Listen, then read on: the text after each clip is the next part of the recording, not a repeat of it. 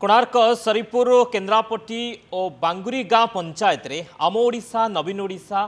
पंचायत स्तरीय सचेतनता शिविर आम ओडिशा नवीन ओडिशा स्वच्छता सह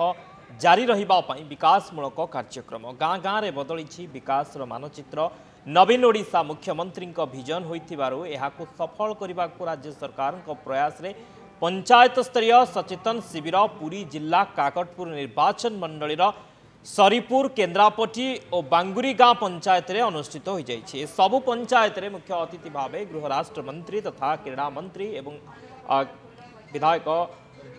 तुषारकांति बेहेरा मुख्य वक्ता ब्लॉक अध्यक्षा आरती नायक पुरी जिला उपाध्यक्ष स्वाधीन नायक काकटपुर ब्लॉक अध्यक्ष श्रीधर नायक प्रमुख उपस्थित रही पंचायत रे जगन्नाथ संस्कृतिर संरक्षण धार्मिक स्थलीगुड़िक रूपांतरीकरण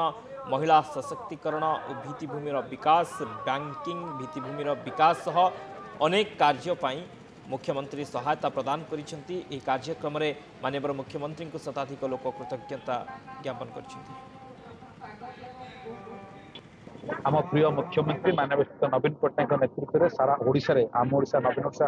कार्यक्रम चली विभिन्न धर्मानुष्ठान उन्नतिकरण को आरंभ कर आम कला संस्कृति ऐतिह्य परंपरा को आगक नापी प्रत्येक पंचायत में आम 50 लाख टकर अनुदान दि विद्यालय हो आपणकर धर्मानुष्ठान हो मठ मंदिर समस्त कोठघर समस्त योजना अंतर्भुक्त कर कार्यक्रम चली।